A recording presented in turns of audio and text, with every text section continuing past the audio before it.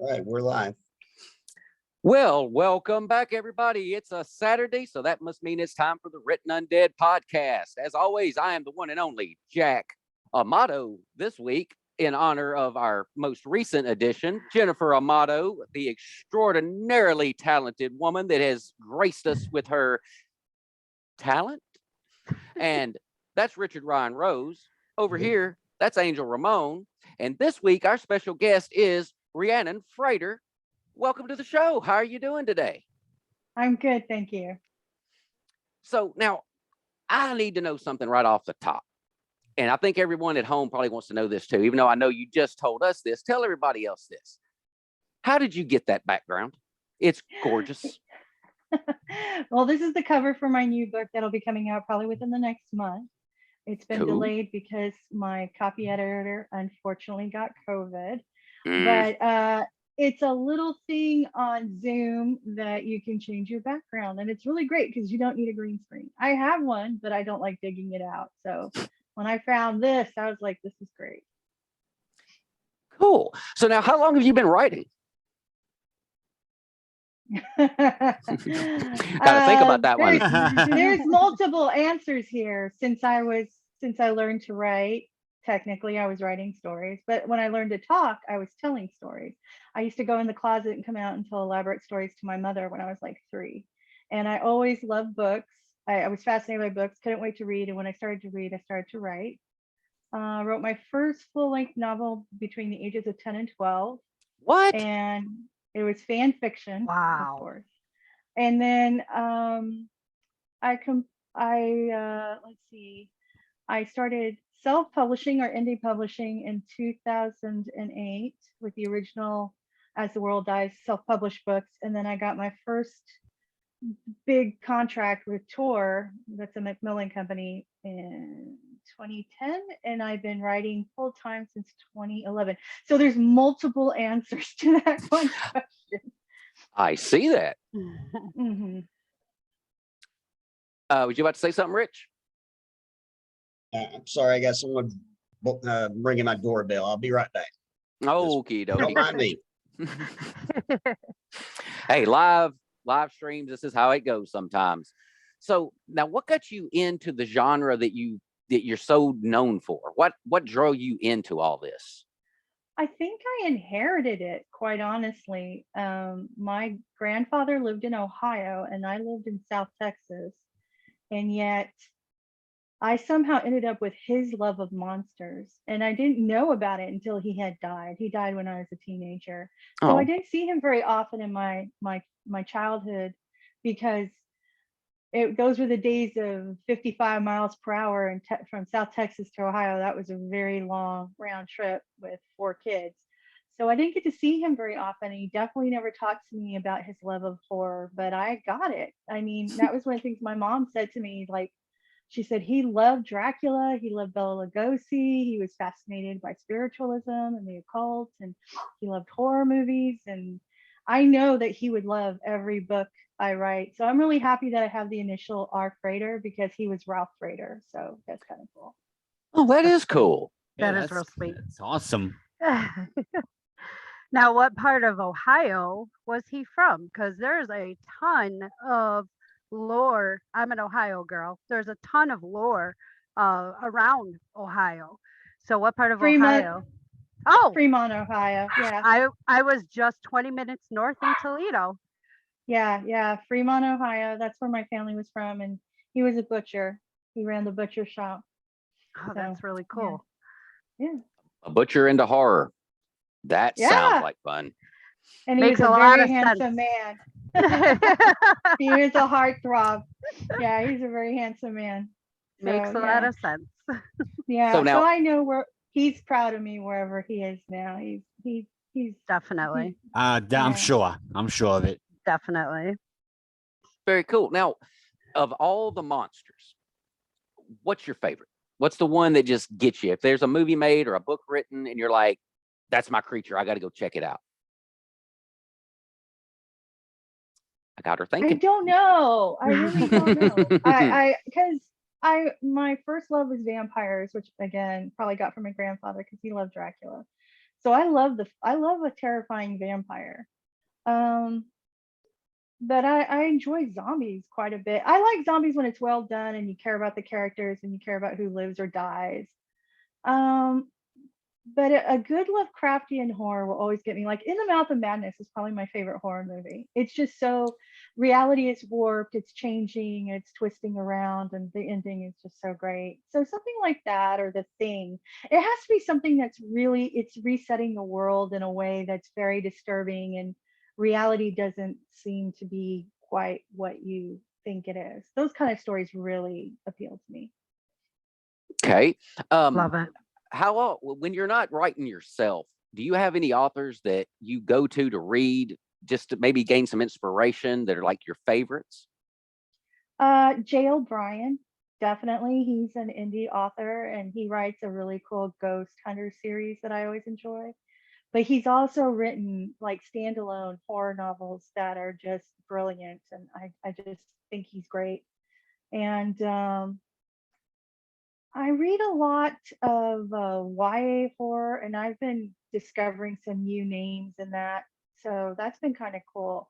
But offhand, I mean, when I really feel like I'm clogged up and I don't, like, I need some inspiration, I'll usually read a Jeff Bryan book, a J. O'Brien.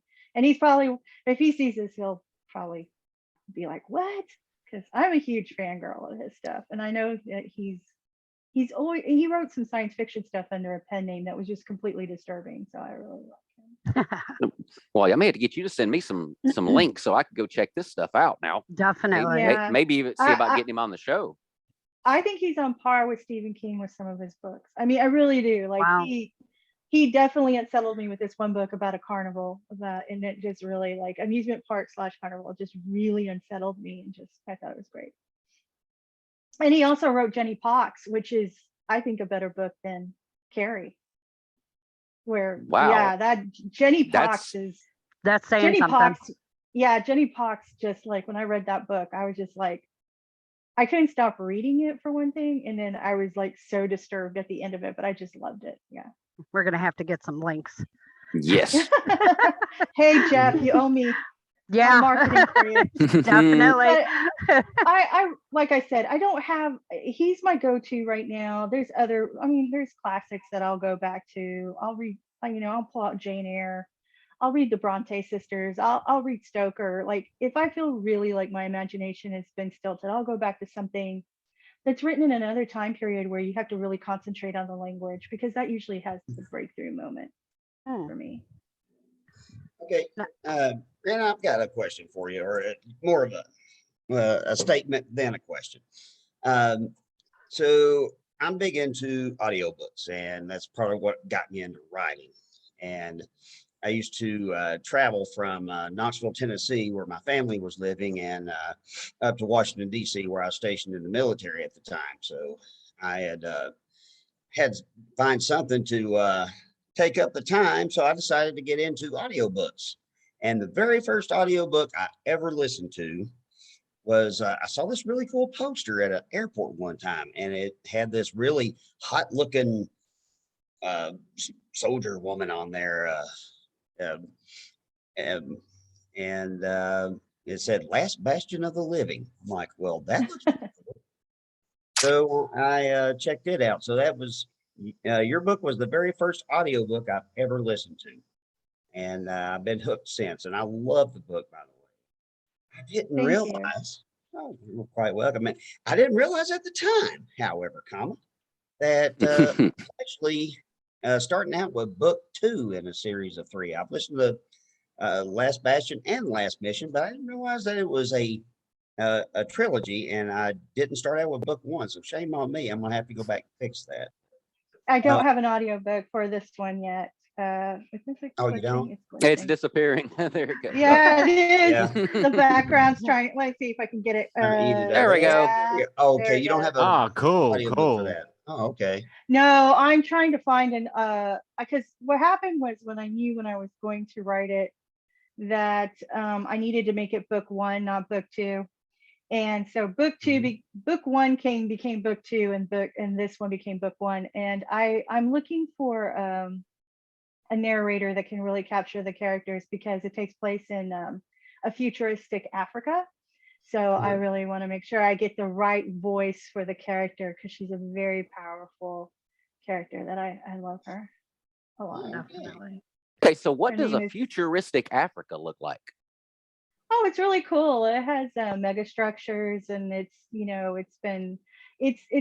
The world of the Bastion has gone through multiple apocalypses, so they have advanced technology and stuff, but they've already gone through life changing situations where there's walls that are been built up, and there's been, the population has had a lot of hell. Like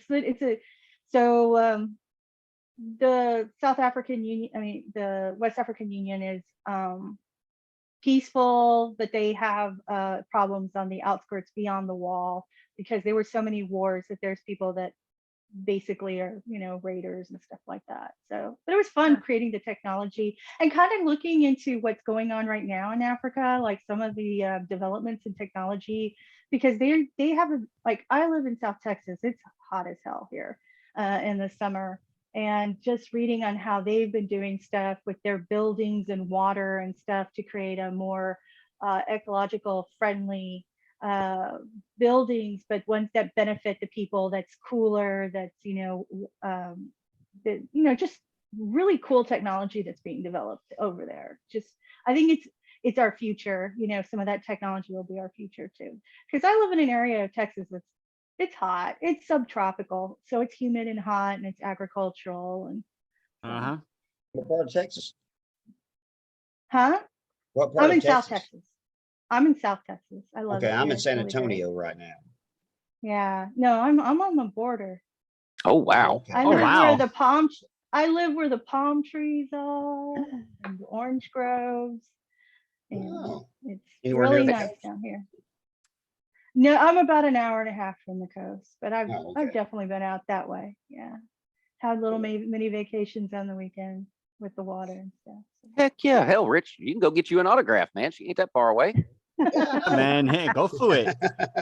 Go for it. Also Yeah. has fantastic South Texas food, so there you go. Yeah. Lots of tacos.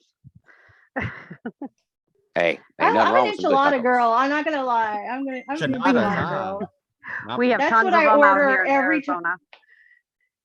I go to a new restaurant. That's the thing that I'll, if I go to a new Mexican or Tex-Mex or whatever restaurant, I'll always Cool. get Cool. an enchilada.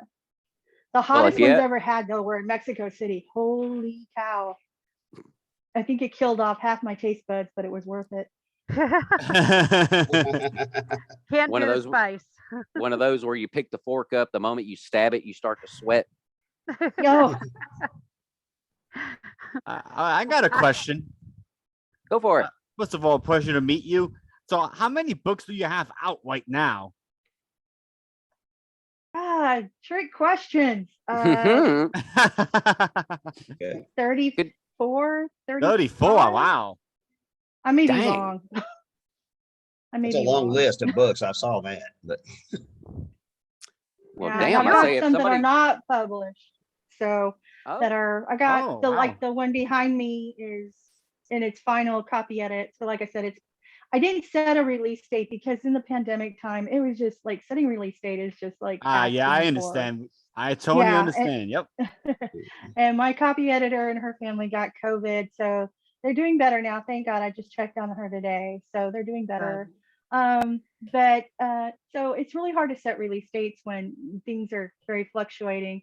But that one's coming out, and I've written another book that I've put to the side at the moment that my agent's probably going to shop for me in the future. But and my agent and I have a game plan for the year. So I got my indie stuff that I do, and then I've got my traditional publishing stuff that I do. Oh, so And you're a you're doing hybrid both. after.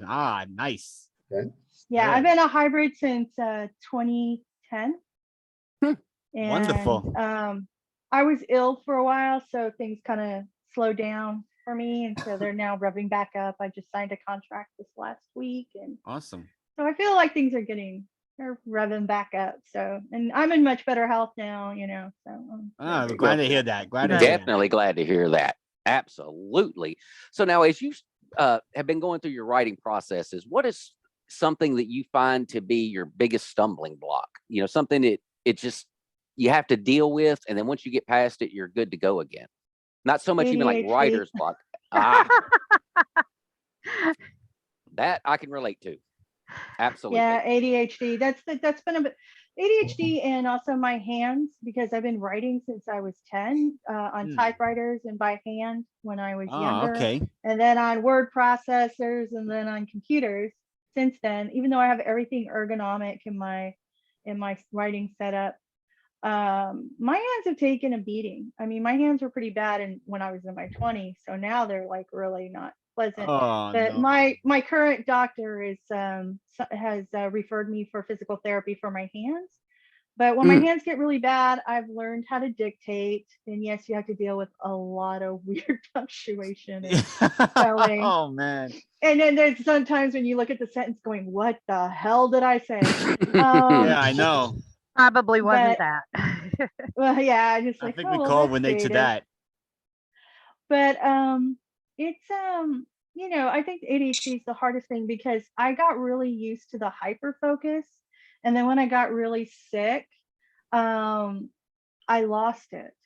So now I have more of the scattered brain thing. So sometimes if I get too scattered, I'll just have to go get my Chromebook and go sit in a quiet part of the house, away from my computer, away from anything that could maybe distract me.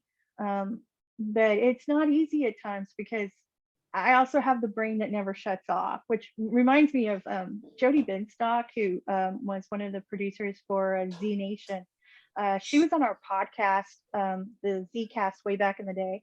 And I saw online where she was talking about that she went to a sleep study, and when they woke her up, they said, "You're a writer, right?" And I said, "I bet it's because your brain never shut off." And she said, "That's exactly why. She had activity the whole night." And I feel Wow. that, I'm always like constantly, my brain's constantly going. So sometimes the problem is not that the brain's not working, it's that it's doing too much. It's almost So sometimes, overworking.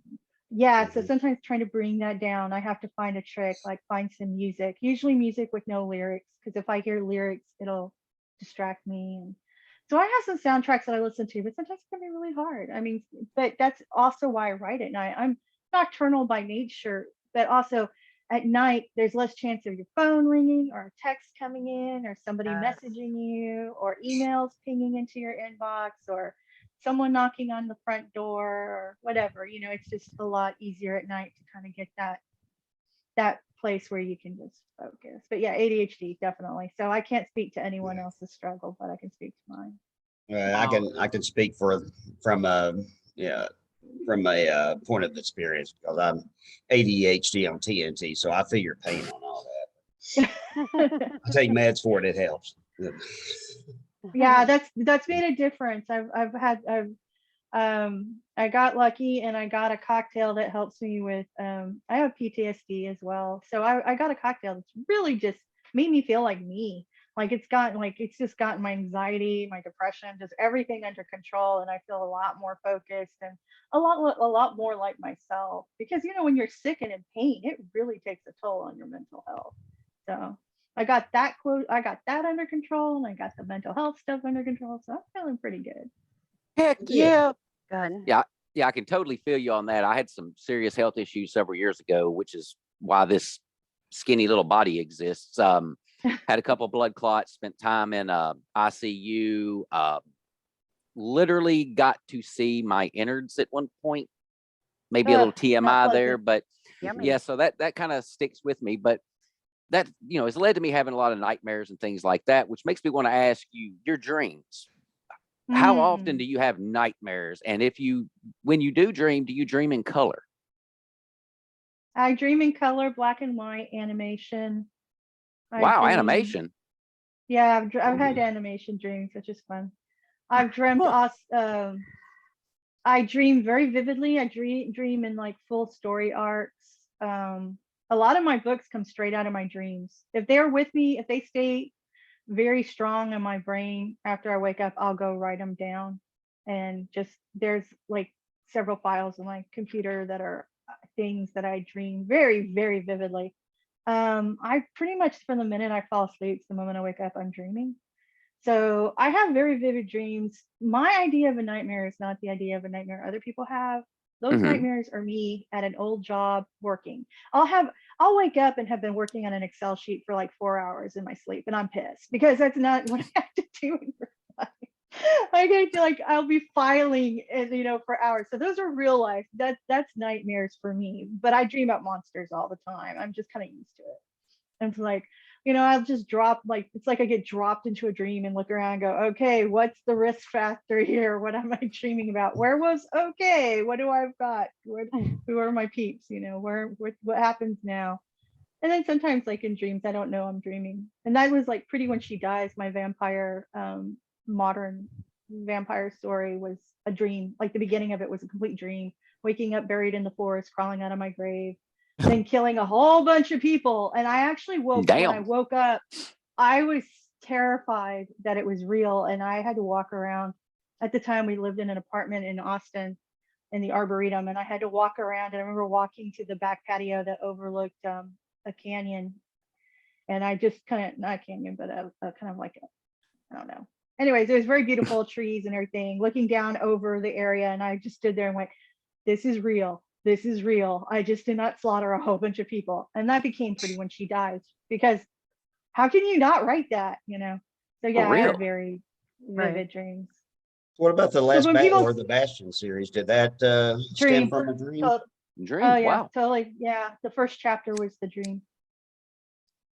Waking up, looking out over the Bastion, knowing what was happening. Yeah.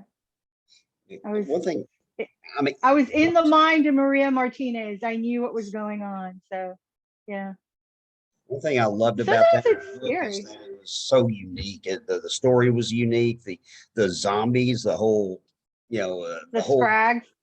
yeah, the way the Inferi Greer, I believe. Am I saying that correctly? But In Furry yeah, Scourge. They call them the Scrags. The military called them the Scrags. Yeah, I had a friend of mine, Medal of Honor winner, Bronze Medal winner. He helped me develop the military in that book. And I remember he read it. He says it's all great, but you got to have them have a nickname for them because they're not going to use right. traditional or so you got to come up. And I go, what do you suggest? And he told me Scrags. I go, that's perfect. So the Scrags, yeah. They're scary as shit. That's the one undead creature that when I dreamed about him really freaking terrified me. Just really just like yeah. I was just So, like, this is nothing I would want to experience ever. now, have you ever had a dream that made you like, I can't even write this? Like, if I put this down on paper, it's just not going to work for me because it was that chilling. That's exactly the book I would write. I mean, there's a scene in Dead Spots, which is a supernatural thriller that was published by Tor. I think it's the best book I've ever written. And there's some scenes in that book which were absolutely, like, when I was writing it, I had chills and had to get up and turn on lights and stuff just because it was really getting into my head. And yeah, there's stuff that's the thing I will write. But I'm not a slasher person though either. I'm not into, you're not going to get a book from me that's just mindless killing. That's not kind of my genre. So those are like the only thing that if I had that kind of a dream, I'd probably go, I don't really want to write that. But that being said, if I had a really cool dream where somebody had to kill monsters or something, yeah, I mean, in gruesome ways, I wouldn't be afraid of it. I don't like writing about rape, and I don't like writing about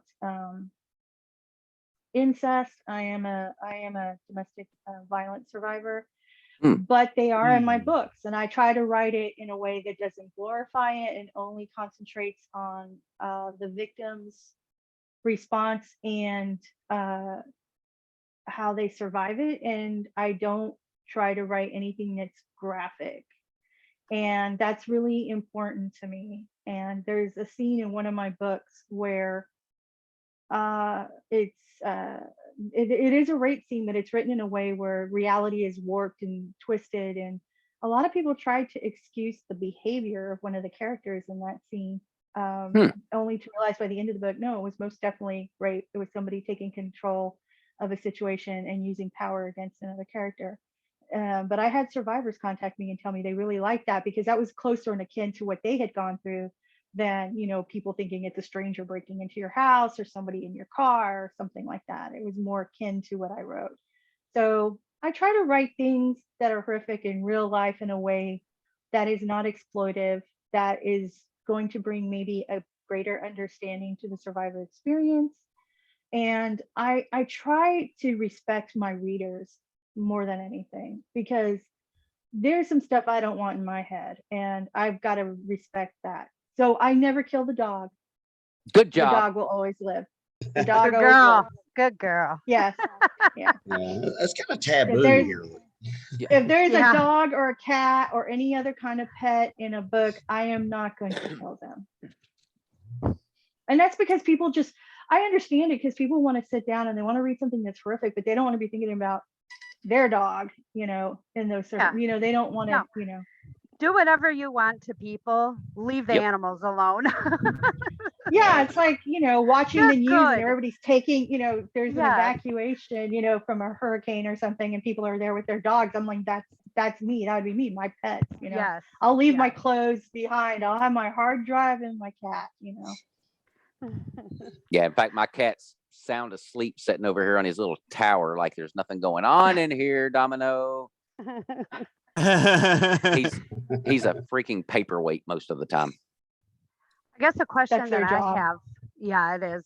I guess a question that I have for you is when, excuse me, your you had mentioned Stephen King, and along that lines, I was wondering if you had ever read anything by Dean Koontz. I used to be a really big Dean Koontz fan back in the day, Huge. like when I Yes. was a teenager and early Mhm. 20s.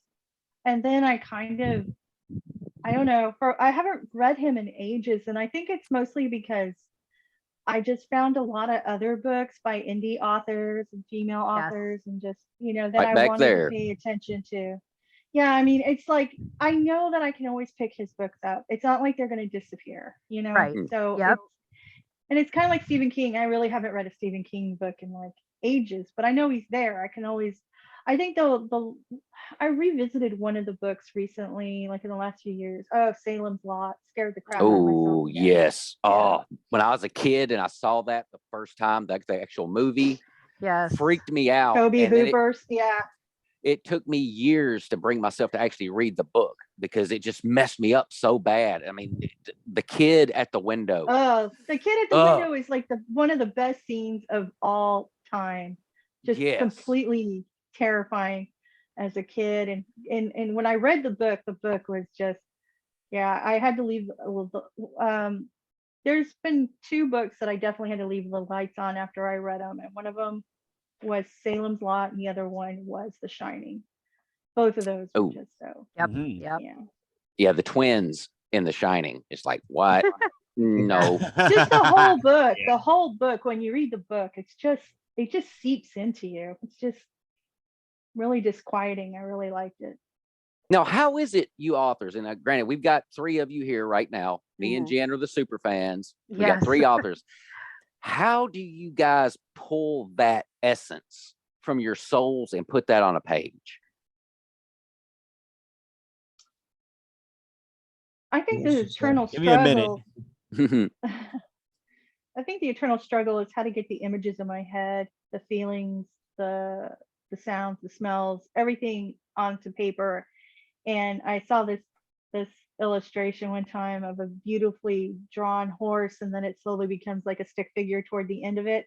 And I always feel like that. It's like I feel like I start off with this incredibly vivid, gorgeous, you know, Monet or something, and then I'm sitting, you know, a Rembrandt in my head, and then I'm sitting there with like sketching a cartoon figure.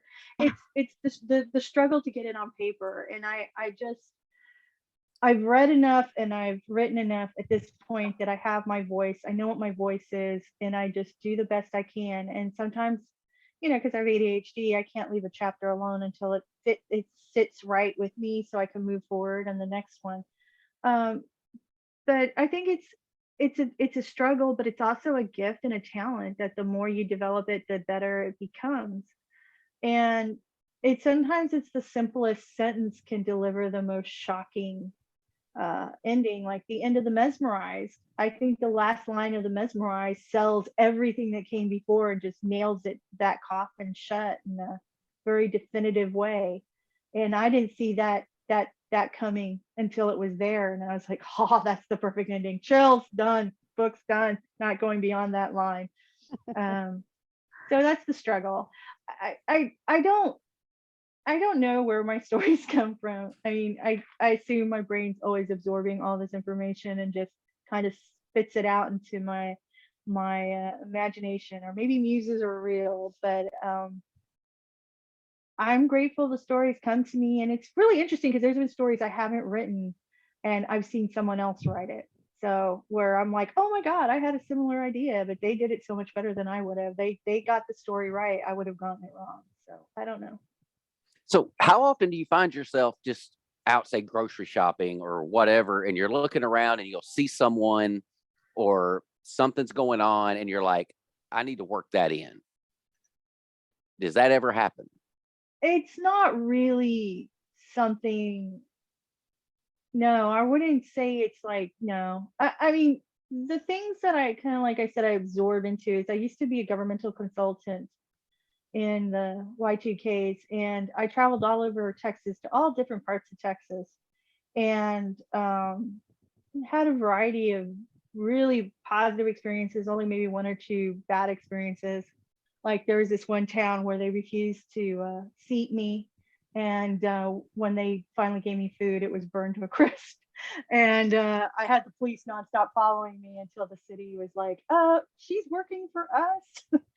She's working on this grant program for us. So I've had those kind of bad experiences, kind of maybe make me think about how people sometimes have hidden prejudices that only come out at weird moments. But the positive stuff will far outweigh the negative. And that I like the reason As the World Dies, I guess, is in some ways a positive book because it's people overcoming the apocalypse, together, the zombie apocalypse, because I saw it all the time. I was working on disaster grants, and there were literally people that,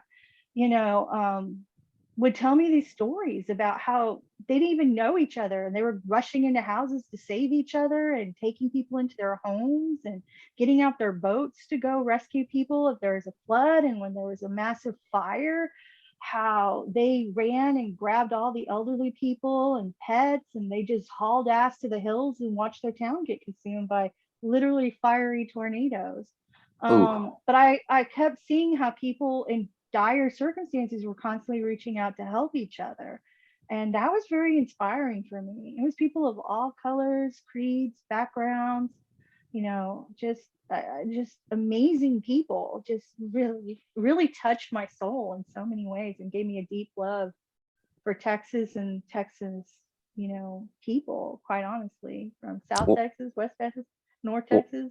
Well, I'm going to tell you what you just said hit me right here. Back in March of 2020, the apartment complex that I lived in was hit by an EF2 or an EF3 tornado. Oh yeah. And oh my God. The following morning, as we're trying to pick up the pieces, there's literally like a conga line of total strangers coming up the steps into my apartment, helping me and my mother move our stuff out and salvage what we can get. I didn't know any of those people. And Yeah. there they were. And then as soon as we got out, Mhm. they all migrated to the next unit and started doing the same thing again. And it was just, it was inspirational. It changed me. It really, Yeah, man. it really is. And like I said, I had enough I had those two bad experiences where that inspired something that was in one of my books, but it's not based, it wasn't like a direct, I had never encountered that before in my life. So it really set me off, like, because they thought that I was brown enough that I had to be something other. So they mistreated me. But the city, not the city council, but the city secretary and the police chief, they were really nice to me. Like the police chief went and told them, that lady works for the city and you mistreated her, and you're not, how could you do that? Yeah.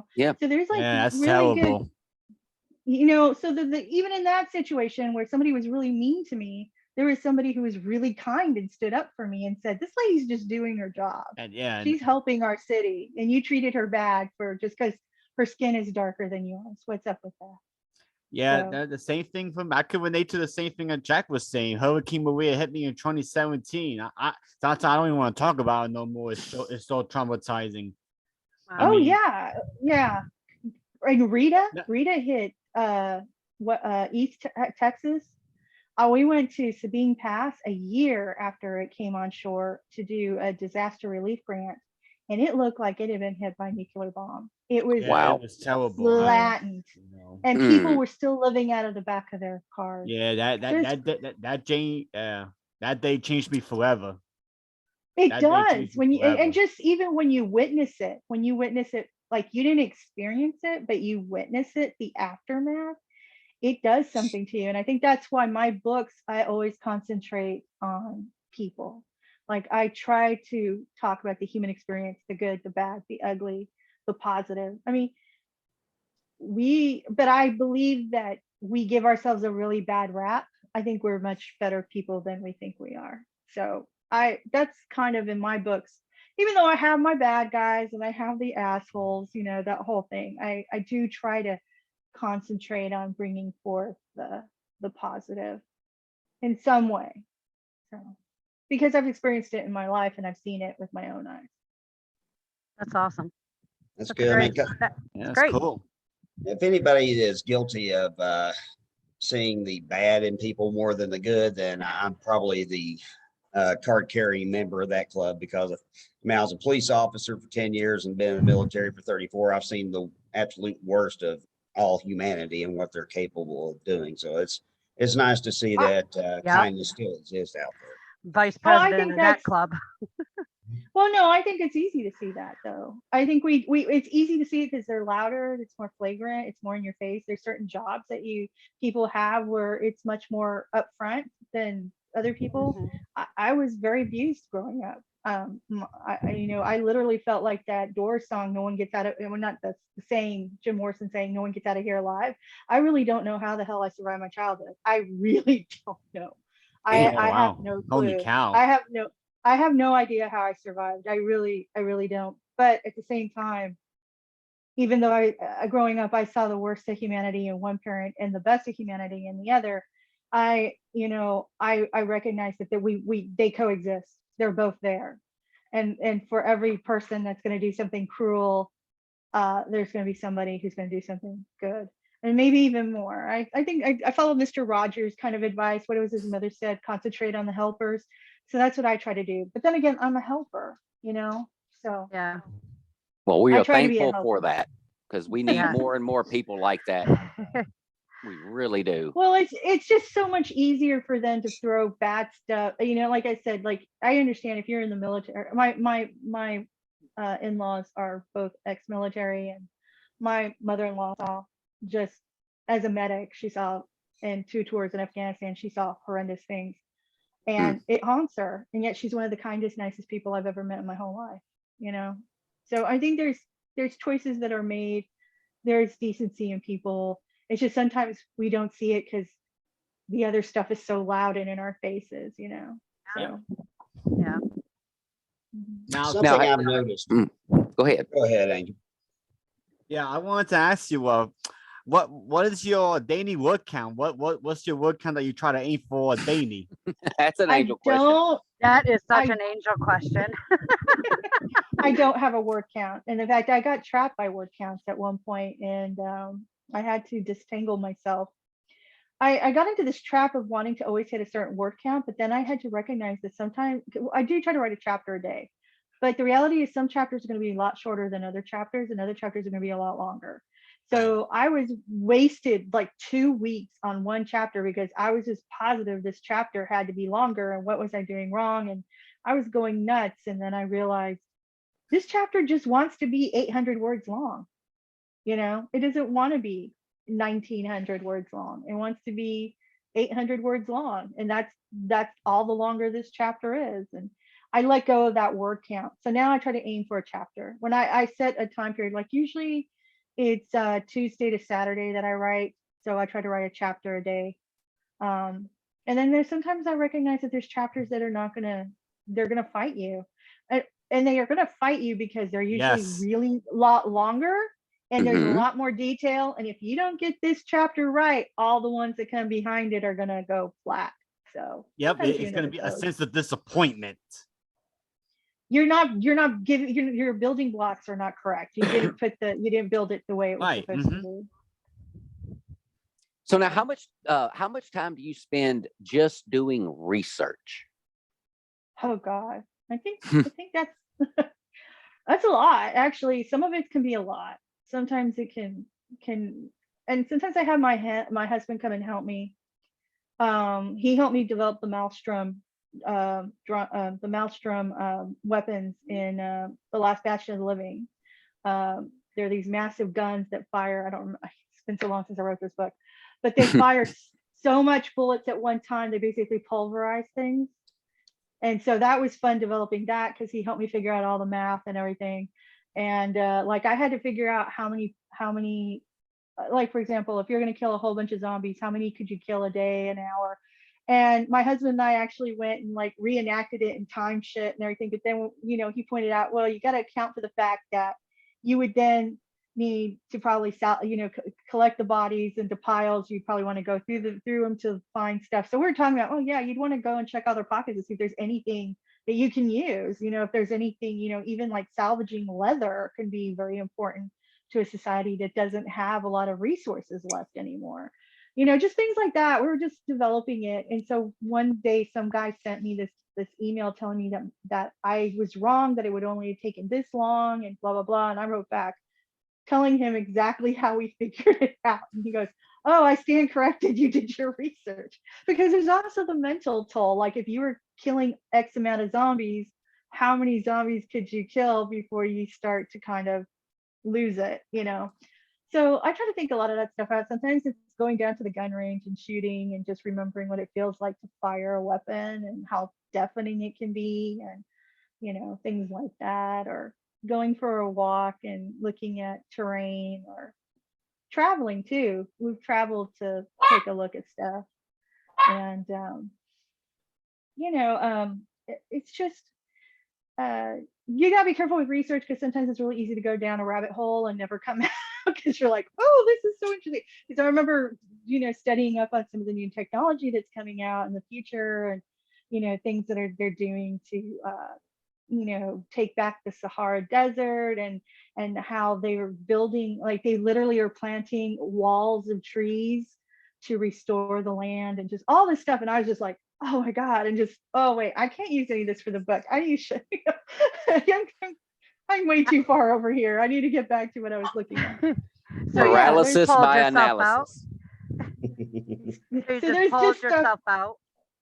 Yeah, and like when I was doing historical fiction, reading up on people's clothing and how they did their hair, and then it got me into this whole what are the misconceptions of the medieval ages, and I was way down that rabbit hole. So. Oh, you just hit Angel right in the heart. That is Yeah, you his did. bread and butter right there. Right in the field. Yeah, and then I call on people that can give me, who, former military or sometimes police officers or, teachers, people that maybe can give me insight that I don't have. And I love research. I wanted to be a journalist at one point, and I probably would have loved being an investigative journalist. But I now realize I just would have been way down the rabbit hole with that. Probably never written anything. But I love being a writer. It's fun because I get to do some of the things I love the most, which is like, lose myself in research. But I gotta always make sure that I'm not distracting myself too much by it too. Yes, you kind of pretty much implied it already, but I've noticed something, when we've interviewed other authors, um, I guess either a theme or a trend is a lot of the authors, I know myself included, are, they started writing as kind of an outlet where they had some trauma or some loss in their life, whatever the case may be. They kind of started writing as a means of some form of therapy. Is you think that's the case in your part? No, I was born to be a writer. I really was. Like I said, from the time I could talk, I would go in the closet, come out and tell these crazy stories to my mom. And the minute I learned what books were, I knew I wanted to write them. And the minute I learned to write, I was trying to write stories and frustrated that my vocabulary wasn't big enough to write long stories. And I wrote endlessly, and like I was in school. My escape when I was being badly abused was other people's books. It was going to the library and getting a book out, usually science fiction book, and sitting down in the kids section or in the teen section and just reading. I read a lot of mysteries, Agatha Christie and stuff like that too. So, but reading was my outlet. And so if reading's my outlet, then I want my writing to be other people's outlet.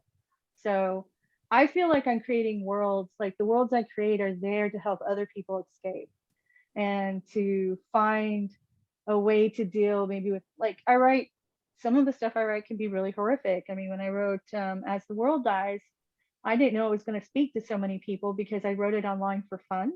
And it ended up being the book that got me a book deal in New York. So Oh, like That's amazing. for me, I like, this is my baby, but this started off. Let's see if I can get it to show up. yeah, here we go. Uh, Yeah. there we Oh. go. Kind of show up. It's a ghost. It's kind There of we a go. ghost.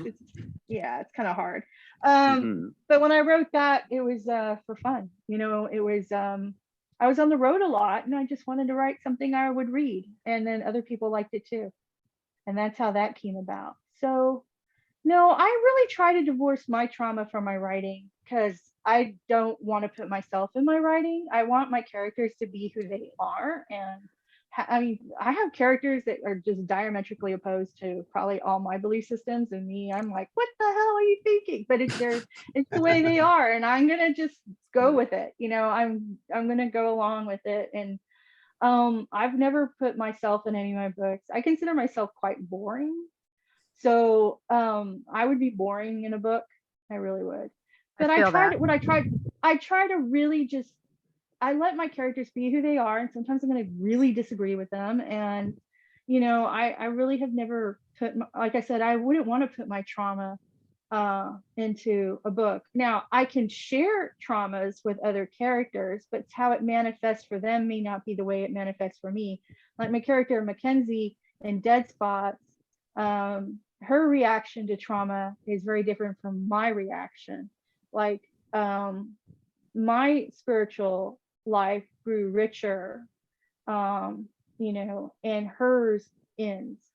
So, that happens with characters as well, where, like they have a very different reaction. It's just as valid as mine, maybe, but it's just, I don't see a point in putting myself into the books, I guess, or me and what I went through. I just don't see the point, I guess. If I write about, like I said, if I write about survivors, I try to let that story be what it is for that character and not try to put myself in there at all. Because I don't want to manipulate them either and go, no, Mackenzie, Oh, you no. need to go to church. Well, that actually brings me to a question, because you're talking about your background, your history, and what you've been through, and you're not trying to write you or whatever.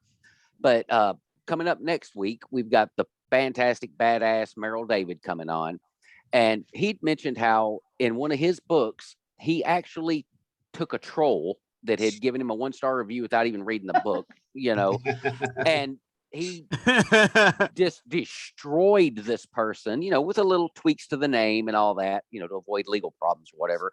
Have you ever done that? Like just revenge No, killed the hell out of somebody? I have no desire to do that. I really Okay. don't. I'd rather be a positive person in that regard. I wouldn't want to put that energy out to, well, trust me, I killed a lot of characters. And there are some characters that have died that I have really, I was like, you can get yours. I can't wait to kill you off. But actually people that have done harmful things to me, I would much rather just not have them in my head. I would much rather not give them free rent in my head or time. Really, they're not worth it. I spent a chunk of my 20s being terrified and hating my abuser, and it was a waste of time and energy. Right, So yeah. no, I don't do that. There's no point. I mean, my writing's not for everyone. Somebody might Yeah. read my book and they then love it, and they may think that's the best book they've ever read, and somebody else might read it and think it's complete dreck. And sometimes Yeah, people can get real I think every personal. author feels that way. We get these feelings. Yeah, everyone. Yeah, I mean, there's some people that that they get personal with it too. They can say really I mean, I had somebody like saying really nasty things about me in one of their As the World Dies reviews. Yeah. And their assessment to me about me was like completely nowhere near the kind of person I am. So, but it's not worth it. It's just not. For me, it's not. I would rather spend my time and energy doing like writing or Well, now gaming or being with my husband. along that same vein, though, have you ever had any fans request that you put them in a book and then take them out? I had a writer ask me to do that, and I did Ooh. it, and he took it very personally, and he ended up crying over it, and he was very hurt. Well, damn. I never did it again But because he I asked you don't. to kill him? He asked, right? Yeah. He took it incredibly personal. I mean, like really personal. Like it was basically a friendship ended. Yeah. So I'll never ever do that again. Oh Dang. man, that sucks. Even because if people beg me, I'm not doing. But also, it kind of breaks my rule though, because I have this rule that I don't take my life into my writing. That I don't do that. I don't take characters. I don't base characters on people directly. There's only one character that I've done that for, and that was Rune. But even my character Rune is not George, who I based it off of. He's not my friend George. He's his own person, but I loosely based him off of George's abilities and as a medium and his kind of his personality. But Rune's still not him, and it's kind of like I won't even do that again because I think that kind of gets into a sticky place as well. Yeah, because I But almost see it like Hollywood. Like you've got an actor that's playing a character, so they look like the person they are. Say, I don't know, John Travolta. It's John Travolta, but he's playing Jim Jones or whatever. I can It's see that. But I think a lot of it has to do also with just who I am. And I do have dissociative disorder, which means when things get very stressful, I like unplug and I'm outside myself. And because that's how I deal. And then when I'm okay, I plug back in and deal with what I'm going through. And I'm much better now. I don't do that nearly as much as I used to. But I think because I have that ability to kind of step out of myself and separate myself, I do that with my writing because that's a way of keeping myself safe too. Because I really don't want to share. There's things I choose what I share with people. Like even with every time I post on Facebook or something, I'm making a conscious decision of what I do or do not share. And You so when have I to. write, yeah, so when I write, I'm doing the same.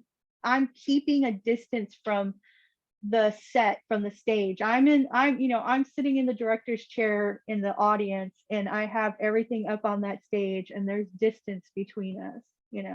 And I think that's important. I mean, it doesn't mean that I don't care about my characters. I don't, I do. I'm deeply invested in them, but I'm not willing to erase that important boundary that keeps my emotional well-being from being compromised. I guess that's the best way to okay. put it. All right. Well, guys, does anybody have anything else? Because we don't want to hold everybody up. We are reaching the end of the show today. One quick question, because I mean, especially with the Last Bastion series, but I mean, you've got multiple titles out there. Any chance we're going to see any of those on the big screen or the small screen? I've been optioned and I got really close 3 times. Really close. In fact, one of them was literally the next day we were signing on the dotted line with a major director, and his financing fell through. Oh. So I've been Oh there. man. I've been there. I've gone out. I've celebrated. I've popped champagne only for it to fall apart at the last minute. That's the worst. I don't know. I mean, people keep coming around. I get queries quite a bit, And I don't know. I hope. I think so. I mean, part of me believes it will happen one day. I just don't know when or how or and I know people in Hollywood and I see what they go through. I mean, I occasionally talk with writers and actors and stuff. But it's Hollywood's a complicated place and you just never really know when it's going to swing your way. And like with the first days, when the first days came out, the first book in the As the World Dies series, it got optioned for film. And that's why I ended up with an agent. That's why I ended up with my book deal at Tor. My agent sold it to Tor, and we were full steam ahead on that. And then The Walking Dead came around, and everybody shut the door and said, "Well, there's already a zombie series. There's already a zombie series. There's already a zombie series." And so it took a while before another zombie series came around. But every time they sold a new zombie series, and I remember talking to Carl Schaefer about this, who did Z Nation, that Craig Engler had told them, well, this is different because there's a mission. They're on a mission and they're moving from place to place to place. So that's kind of the thing that you have to do. You have to just understand that Hollywood has its own rhythm, its own dance. And yeah, it'll be great if it happens because it would be life-changing money for sure. Oh But yeah. at the same time, it's not anything I really have control over. And that's something that's really hard for people to understand. They think I'm not doing something. And I'm like, no, I have agents. I've had film agents. I've had, entertainment lawyers and stuff working on this stuff. But just sometimes it just doesn't happen for whatever reason. And it's heartbreaking when it does. But my job is to write, and that's what I do. I can't sit around waiting for the Hollywood breakthrough. I have to just keep writing my books. And if it's meant to be, it'll happen. It'll be really great because I know my grandpa will be even more proud of me. So Your time will come. Good Your luck time on will that. come. I'll be watching. Yes, we'll Definitely. all be watching. We are in your corner, guaranteed. Thank you. Yeah, and like I said, thank you for having me on the podcast. It's been really great, and I love talking about my writing, and I love. Well, scaring the hopefully hell out this of isn't the people. last time. Hey, Right. we No, love being I've got more scared. books coming out. Oh my God, please, if you like being scared, please read my books. I have some really scary ones. And if you need suggestions, you can always message me or email me, and I'll give you recommendations on whatever your preference is. Okay, For sure. that Super sounds And I exciting. have fantastic. a lot of free books too, y'all. Most of the first books in my series are free. So you can read The Living Dead Boy for free. You can read Escape to the Last Bastion for free. This is on ebook. Okay. You can read The Unblessed Dead, which is my post-apocalyptic zombie fantasy series, which is so much fun. Yeah, it's like The Handmaid's Tale meets The Walking Dead. It's very intense. And there's I can give you recommendations. Well, one thing I'm going to need a recommendation for, because I'm going to be snagging one as soon as I can, is which cover of all your books is your favorite? Because I kind of have a thing going on back here, and you need to be up there. So I think the cover for Pretty When She Dies. My husband did that one, and I love it. And that's my necrovamp. That's what I call her, necrovamp. Pretty When She Dies. I'm Yeah. writing it down. Very interesting book cover. When I was doing my research on you, I absolutely loved it. Not gonna yeah, lie. she's a vampire, but she's inherited necromantic powers. So Yeah. she can do some fun stuff. That one takes place in Texas. A lot of my books, if they're not, a lot of them take place in Texas. Not all of them, but I do have a great love for Texas. So I'm a Texan girl, born and raised. So Yep, we got Tennessee, we got Texas, we got Puerto Rico, we got Arizona.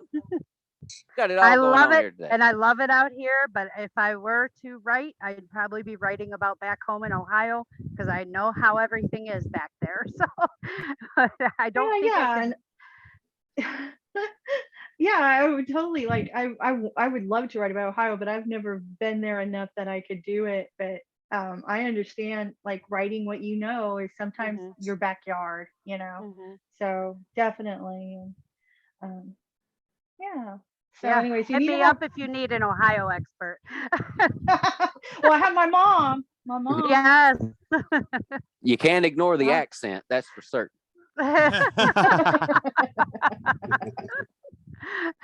Well, Rhiannon, I have absolutely had a blast hanging out with you here today. I know the rest of the team has. Thank you so much for doing this with us. We're not going to hold you up any longer. We're going to let you get the rest of your Saturday going, and just keep writing. Just keep Oh. writing. This is what it's all about. This is what all of this is all about, is hyping you guys, supporting you guys, standing by you, standing with you, and just keep pushing. And you never know, you might wind up on that big screen one day. Yep. So with that, Angel, why don't you tell Yes. everybody where they can find you, sir? Okay, so right now, as you may well know, I write mostly historical fiction now. So you can find me on Angelus Maximus on Amazon. And you can find me on my group, the Legionnaires of Angelus Maximus, which is starting to pick up some steam thanks to my boy Jack. And tomorrow we have a podcast, so look out for that. And you can also find me on the Written Undead, posting fun stuff every day. And my new book, King Minos, Master of the Minoans, is coming out spring. And beta feedback has been wonderful so far. So I'm looking forward to that releasing as well. And Well, other than speaking of beta feedback, we have one of those beta readers right over here in the wonderful Jennifer Amato. And even though you don't have a book, you do have a shirt. If you'd like to hype that just a little bit. Hello, Written Undead. How you doing There we go. Yes. I want one. Yes. And Made moving this right this on. morning. Hey, we may have to get one to this guest over here. Definitely. Coming to Richard Ryan Rose, who also has a t-shirt. You can see all of it. Yep. Wild Eyed Southern Boys. There Got you them go. Sasquatches Very fighting good. zombies. So, Richard, where can everybody find you, my man? You can find me on my author page on Facebook, Richard R. Rose, author at Wild Eyed Southern Boys. Got me on Amazon, Audible, iTunes, and Goodreads. And you'll also, if you want to meet me in person there, May 7th at the Smoky Mountain Bigfoot Festival in Townsend, Tennessee. We'll have a tent set up there. I'll have Jack there with me, the Bear Baron, in person. So, yeah, come on out. Yeah, That speaking sounds of like like fun. writing somebody into Oh. a book. Sounds like so much Yeah. fun. Now, come on up. I wish. Okay. No. It's a short I drive got from Texas and deadlines. Arizona. I've got Yeah. deadlines, hard ones, so that's not happening. All right. Rhiannon, I'm sure you're going to give us a nice list of places to find you. Where can everybody find you, search you out, and get to know you even more? Just go to rhiannonfrater.com and you'll find all the links to my social media and find all about my books. And it'll send you to where you want to go, basically. So rhiannonfrater.com, and it's RHIANNONFRATER.com. Excellent. Cool. Well, with that, this has been another episode of the Written Undead podcast. For Richard Ryan Rose, for Jennifer Amato, for Angel Ramon, and our wonderful guest this week, Rhiannon Frater. I am Jack Amato this week. We will see you guys next time. Thanks for hanging out with us. See you then. See ya. Take it easy, guys. Bye-bye. Bye.